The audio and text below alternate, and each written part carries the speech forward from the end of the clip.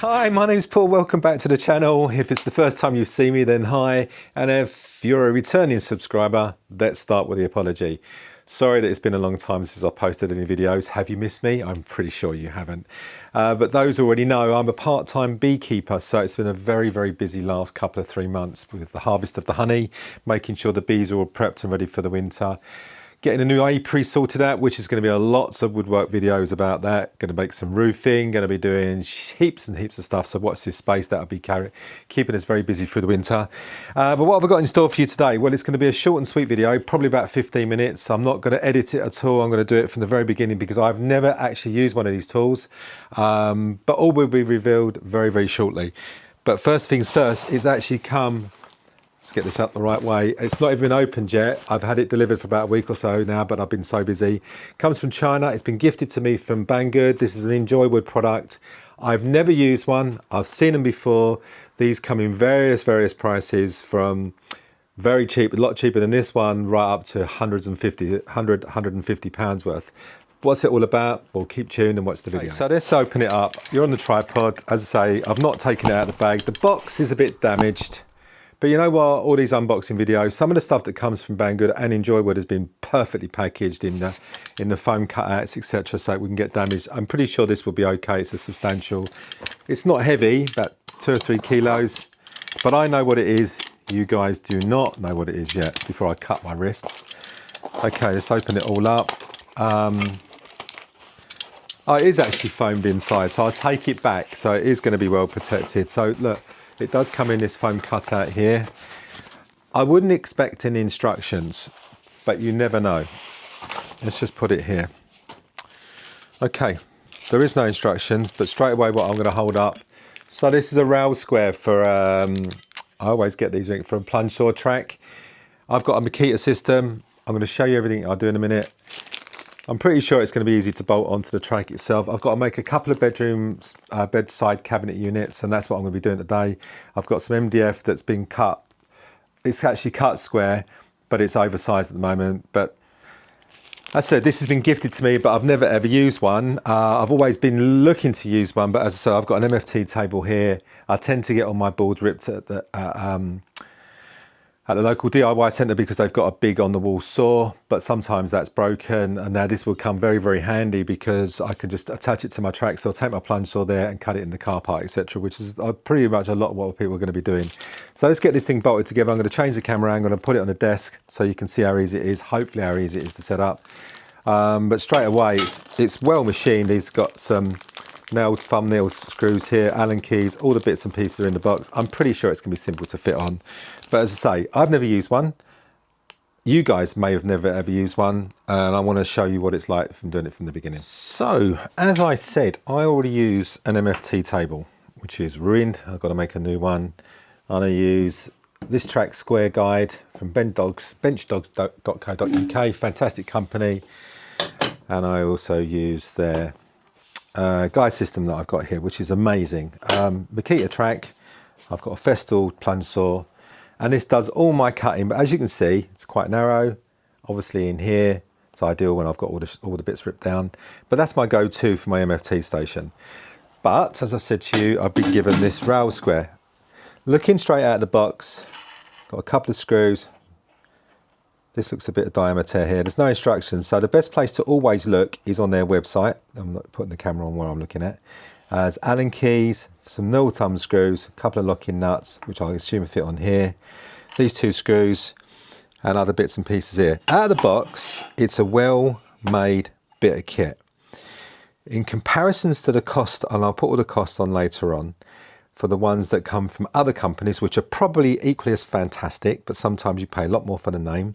You just want it to do the job. You want it to fit easily and make sure it's square. As I keep saying, I've never used one of these before, so you're going to watch me exactly how it's come out of the box, put on the square. I'm going to go over to the laptop, which is over there, to see what the instructions look like. It's not rocket science, but obviously sometimes people struggle with these bits and pieces, so I'm going to do it as if just like you guys would be doing straight out of the box. So the video will jump about a bit because obviously I'm turning it off to put it back in and out of the tripod here. But out of the box, as I said, it's a well-made bit of kit. It looks pretty sturdy, weighs quite a bit, so I'm assuming it's hold on. There's loads of different bits and pieces that we're going to talk through. Yeah, see how it all fits together. I'm going to be using a Makita track, which is already set to the kerf on my blade, hopefully. So we'll give it a plus or minus 2 mil, but we're just looking to make sure it cuts square. So this is what we're going to attach this to. Right, so looking, as I say, on the instructions on Banggood's website, which in all intents and purposes is probably all you need. So I'm going to just bring the camera over a little bit more and square this up. So these two thumb screws here, we're going to remove these two locking nuts here, which will free up. These are on pretty tight. Okay, let's unscrew this one at a time. So this would probably be for setup as you guys are doing it. And it comes with two little fibre. They're under here somewhere. They'll come out on the camera. They're right here. And I assume we can put those through here. And then these screw back into here. All right, so one. I'm going to take this one out. They are certainly in there tight from the factory, so be a little bit careful. I mean, I'm using the Allen key that come with it. Just be careful you don't round it off, otherwise you will be in a little bit of trouble. Maybe use one of your own Allen keys, hex nut keys, whatever you want to call it. Okay, let's put this one on here. And then that frees up, and this is obviously what's going to slide into your track. Now, there's another one at this end. Actually, I might have actually started that. Nope, that's going to be the right way up. So this one here,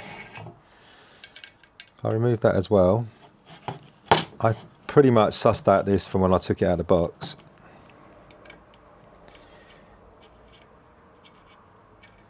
Is what the remaining one's for. And this slides in and out, and this will then support it on the piece of wood that you're actually cutting. So it will drop on the edge just like that, so it doesn't fall off, which is actually a very clever piece of kit. And then you can adjust it exactly what you need for the sizes. So straight away, those are those two bits. I have no idea what these are for yet, but there's two more screws here. That will become very clear. And they've actually, I wonder if it just screws on the other way as well, but we'll play with that in a second. As I say, I can't see any uses for those at the moment, but we'll keep those to one side. Right, let's get the rail ready and fit it onto the rail. Okay, let's fit this all in. Making sure that the track's obviously facing the right way round. My track saw is going to go this way, so this will be my cutting side, this the rest of the opposite side. Probably the good way to do this is that the Enjoy Wood logo fits on the left of your track saw. The two thumb screws I've actually loosened, so we're going to slide this into the track, take it up square, I would have thought, maybe, yep, and then just tighten these thumb screws. Now I want to see how square this goes straight from tight. I'm tightening them up underneath, you don't want to see that bit. Let's just actually make that come a little bit there, it's a bit proud. Tightening these screws up like so. Now I'm just going to get my square, which I didn't have ready. We'll just use this trusty big one. I'm off the camera in a second. And I'm going to try and angle this so that we can... You're going to have to take my word for that, but I'm getting that as fast as I can. Out of the box, ladies and gentlemen, that looks 100% square. There is no movement in that. There may be a little bit. Let's see if I can just pull that over a little bit more. So unloosen it a bit on one of them. I must admit, that's better. Maybe it was my fault. User error.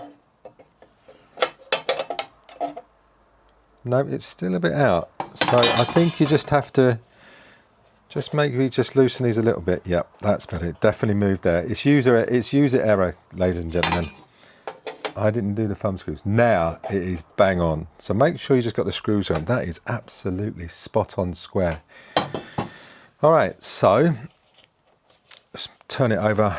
I would then just probably give these a really good tighten so they don't come loose, which that's what those little plastic washers allow you to do. Okay, let's get set up outside, do a couple of cuts, and show you what I'm actually doing. Okay, let's set up. I'm going to do this outside because I can't be bothered to put the extraction on as he drops these down. You might like these when you see me setting these up. I'll get around the right way.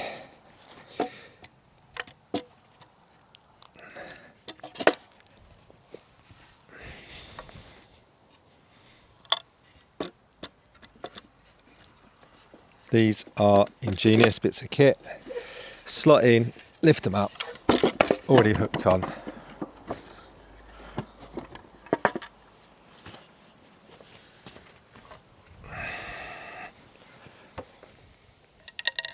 Make sure these two little pins are out. Probably fast forward this for you anyway.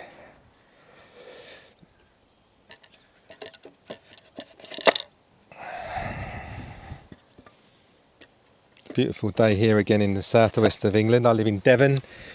For those in the UK, we already know how hot it's been. Okay, so they're all done. Just put a bit of insulation on the top so we can get it all cut without this blowing off. Which is probably what it's going to do. Let's get the big sheet of MDF, which is oversized. That doesn't blow off by the time I get back. Okay. Right, so the two bedside units I've got to do is just adjust the camera up a little bit. So the two units I've got to make are 500mm high by 400mm deep by 400mm wide. So pretty simple. These are, if I remember rightly,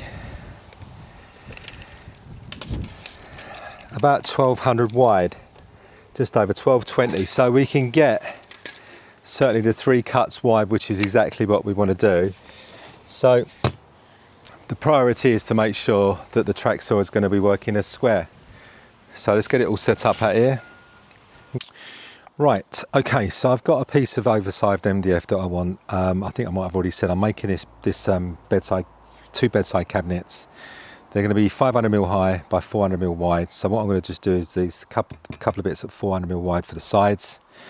The top's 400 as well, but I think the width for this will enable me to rip it up afterwards. But first thing I want to do is just get a square line. So I'm going to measure down from this end because obviously the actual track's going to go here and the curve of the blade will be here. So I need to measure out 400mm. And I am going to use a square just to start me off, and then I can see, if I can measure properly with one hand, that's at 400mm there. Just get my square, which is what we set it up with, so we know this is square. Let's get a line along here. Okay, let's bring said. Now what I did off camera is I've put a new splinter guard on to match the actual blade curve, and I think from, let's get this square on here. This will where it'll be grabbing because it's a brand new splinter guard. Let's tap this on square, bring it up to the line, and now, without this all sliding over, it just needs to be on a little bit more. This splinter guard is brand new and it's grabbing the wood, which is what is ideal. Now we can see, if I bring the camera over here, this advantage of having this little pin here to stop the track from sliding off. So that engaged, tightened up with a thumb screw is perfect. Now I'm on the line. Hopefully, I'm not going to do any more than that. I've got the track saw here. We're cutting outside, even though I've got an extraction hood on, or dust collector. We're just going to cut straight across. Then we'll remeasure this at 400mm. You can trust me on the first bit was 400mm, but we'll measure it with the camera off. So let's just cut straight across.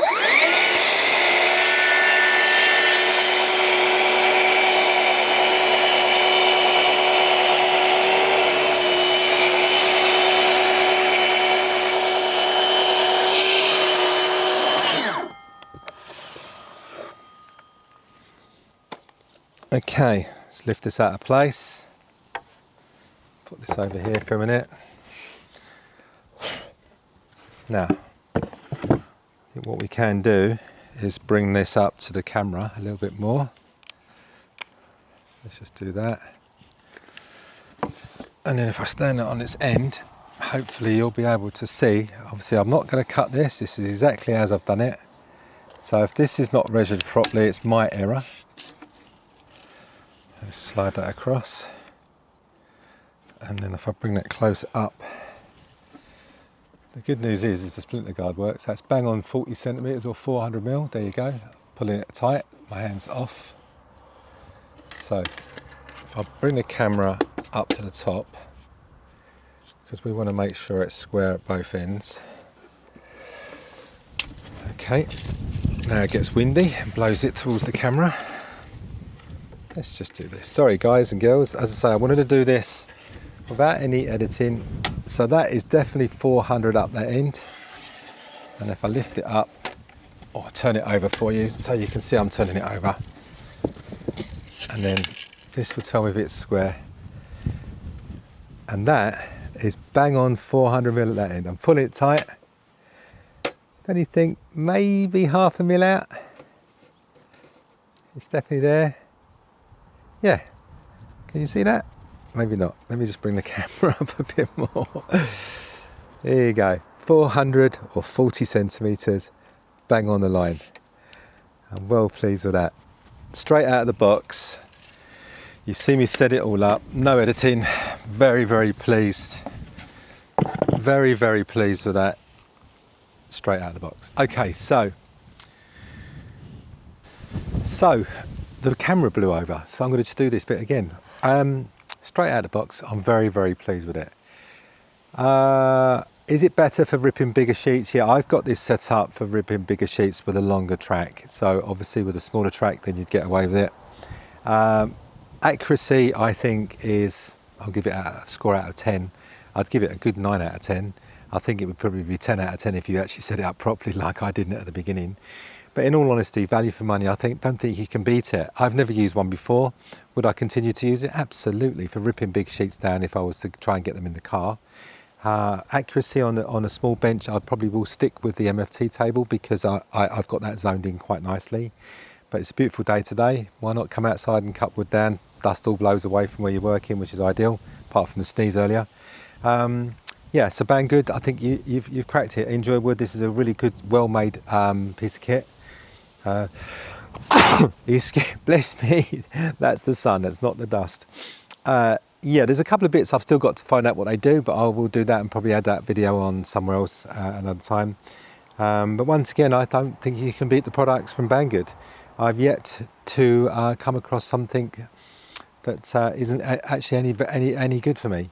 But I guess you pay your price, you take your chance, and that's the name of the game. And that's it pretty much for this video. So if you've enjoyed it, please give us a like. And if you really want to see some more videos, subscribe. Obviously, costs nothing to do that. It does help the channel out a bit. What's next in store? As I said, I'm a beekeeper, a very amateur beekeeper. We've got 6 hives just down the bottom of the garden here, looking to grow to at least 12, which means I've got to move the apiary. So therefore you're going to see a whole lot of stuff being made. I've got 5 or 6 beehive stands to make, which are really, really good. I've also got to make a roof, a mock roof, so we can capture a load of rainwater, because where we are in that field we have no rainwater and it's too far from the house to run a hose pipe. So I'm going to make a mock roof. I'm an ex-plumber by trade, so I should be able to do the guttering. Tank, it actually runs on a slope, so as long as I've got the entry to the tank lower than where the water flows, it will be able to go back up and fill the tank up, hopefully when the rain comes. So yeah, watch all this space for those videos. Again, thank you so much. Enjoy wood. Banggood Tools, thank you so much for again supplying this for me free of charge and allowing me to do a little video on it. Hopefully you've enjoyed it, and yeah, see you all soon in the next one. Bye.